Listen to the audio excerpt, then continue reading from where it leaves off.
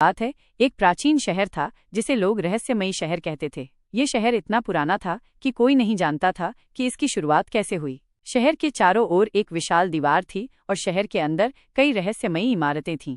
इस शहर में एक युवक रहता था जिसका नाम आर्य था। आर्य बहुत जिज्ञासु था और हमेशा कुछ नया जानना चाहता था। एक दिन आर्य ने शहर की सबसे पुरानी इमारत के बारे में सुना। यह इमारत शहर के केंद्र में स्थित थी और इसे ज्ञान का मंदिर कहा जाता था। आर्य ने इस मंदिर के बारे में और जानने की ठान ली। उसने कई पुस्तकों को पढ़ा और कई बुजुर्गों से बात की, लेकिन उसे मंदिर के बारे में कुछ खास जानकारी नहीं मिली। एक रात आर्य ने मंदिर जाने का फैसला किया। जब वो मंदिर के पास पहुंचा तो उसने देखा कि मंदिर का दरवाजा खुला हुआ है। आर्य धीरे से अंदर गया। मंदिर के अंदर बहुत अंधेरा था। आर्य ने अपनी जेब से टॉर्च निकाली और मंदिर को रोशन किया। मंदिर के अंदर एक बड़ी सी किताब रखी हुई थी। किताब के ऊपर कुछ अजीबोगरीब चिन्ह बने हुए थे। आर्य ने किताब को उठाया और उसे खोलने की कोशिश की। जैसे ही उसने किताब खोली, मंदिर का दरवाजा बंद हो गया और मंदिर अंधेरे में डूब गया। आर्य डर गया। उसने चिल्लाया, लेकिन कोई जवाब नहीं आया। तभी उसने देखा कि दीवारों पर कुछ शब्द चमक रहे हैं। ये शब्द एक प्राचीन भाषा में लिखे हुए थे। आर्य इन शब्दों को नहीं समझ पा रहा था।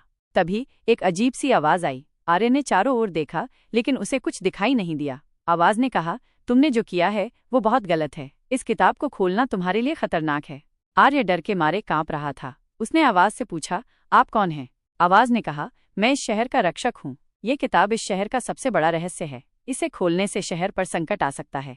आर्य ने माफी मांगी और किताब को बंद कर दिया। तभी मंदिर का दरवाजा खुल गया और आर्य बाहर निकल आया। जब वो बाहर निकला तो उसने देखा कि आसमान में तारे चमक रहे हैं और चांद की रोशनी चारों ओर फैली हुई है। आर्य ने कभी इस घटना को किसी को नहीं बताया। वो जानता था कि ये शहर का सबसे बड़ा रहस्य है और उसे हमेशा के लिए गुप्त रखना चाहिए। था कि वो उस किताब के बारे में किसी और से नहीं बात कर सकता, लेकिन उसकी जिज्ञासा शांत नहीं हुई। उसने शहर के सबसे बुजुर्ग व्यक्ति से मिलने का फैसला किया। बुजुर्ग आदमी शहर के इतिहास के बारे में बहुत कुछ जानता था। आर्य ने बुजुर्ग आदमी से मंदिर और उस किताब के बारे में पूछा। बुजुर्ग आदमी ने आर्य को गौर से देखा और कहा, बेटा, वो किताब इस शहर का सबसे बड़ा रहस्य है। उस किताब में इस शहर का भविष्य लिखा हुआ है। बुजुर्ग आदमी ने आर्य को बताया कि बहुत समय पहले इस शहर पर एक बड़ा खतरा मंडरा रहा था। शहर के लोगों ने इस खतरे से बचने के लिए एक रहस्यमयी शक्ति का उपयोग किया था। उस शक्ति को किताब में बंद कर दिया गया था। बुजुर्ग आदमी ने आर्य को चेतावनी दी, उस किताब को खोलने से शहर पर फिर से खतरा मंडरा सकता है। आर्य ने बुजुर्ग आदमी की बातों को ध्यान से सुना। उसे एहसास हुआ कि उसने बहुत बड़ी गलती की थी। उसने किताब को खोलकर शहर के लिए खतरा पैदा किया था। आर्य ने बुजुर्ग आदमी से पूछा, मैं इस गलती को कैसे सुधारा सकता हूँ?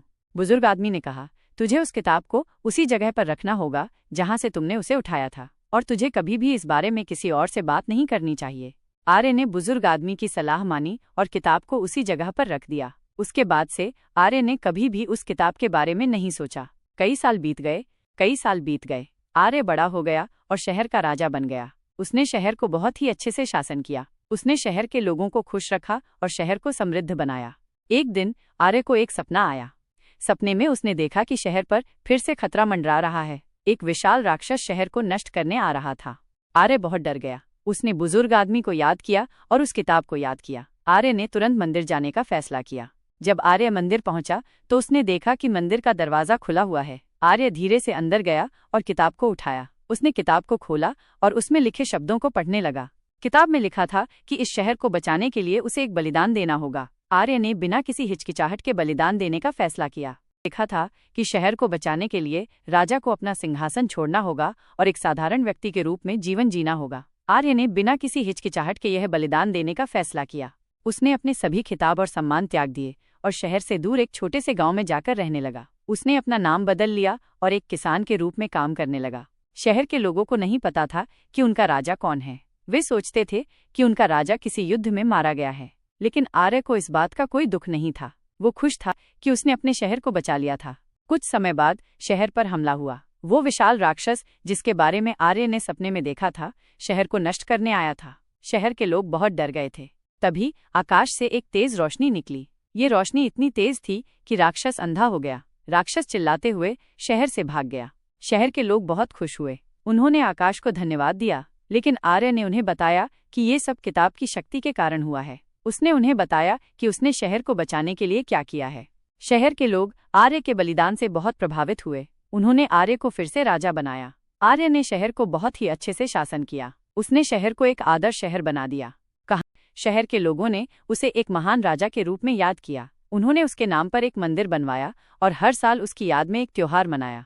इस कहानी से बलिदान के बाद शहर एक नए युग में प्रवेश कर गया। शहर के लोग अब ज्ञान और शांति के मार्ग पर चलने लगे। उन्होंने युद्ध और हिंसा को त्याग दिया और एक दूसरे के साथ मिलकर रहने लगे। शहर का नाम भी बदलकर शांतिनगर रख दिया गया। शांतिनगर जल्द ही एक प्रसिद्ध शहर बन गया। दूर दूर से लोग यहाँ आते थे और इस शहर की शांति और सुंदरता को देखकर चकित रह जाते थे। एक रहस्यमयी पुस्तक। कई साल बीत गए। एक दिन शांतिनगर के पुस्तकालय में एक नई पुस्तक आई। यह पुस्तक बहुत पुरानी थी और इस पर अजीबोगरीब चिन्ह बने हुए थे। पुस्तकालय के पुजारी ने इस पुस्तक को पहचान लिया। यह वही पुस्तक थी जिसे आर्य ने मंदिर में देखा था। पुजारी ने पुस्तक को खोलकर पढ़ना शुरू किया। पुस्तक में लिखा था कि इस शहर पर एक बार फिर खतरा मंडरा रहा है। एक शक्तिशाली जादूगर इस शहर को नष्ट करना चाहता है। पुजारी बहुत डर गया। उसने तुरंत शहर के लोगों को इस खतरे के बारे में बताया। शहर के लोग एक साथ आए और जादूगर से लड़ने के लिए तैयार हो गए। एक महायुद्ध। शहर और जादूगर के बीच एक बड़ा युद्ध हुआ। युद्ध बहुत ही भयंकर था। कई लोग मारे गए और शहर तबाह हो गया। लेकिन अंत में शहर के लोगों ने जादूगर को हरा दिया और शहर को बचा लिया। शहर का पुनर्निर्माण। युद्ध के बाद शहर के लोगों ने मिलकर शहर का पुनर्निर्माण किया। उन्होंने शहर को पहले से भी अधिक सुंदर बनाया। शहर के लोग अब पहले से अधिक मजबूत और एकजुट हो गए थे। एक नई शुरुआत। शांतिनगर ने एक नई शुरुआत की। शहर के लोग अब शांति और खुशी से रहने लगे। उन्होंने कभी नहीं भूला कि आर्य ने उनके लिए क्या किया था। उन्होंने आर्य को हमेशा याद रखा और उसे एक महान राजा के रूप में पूजा किया।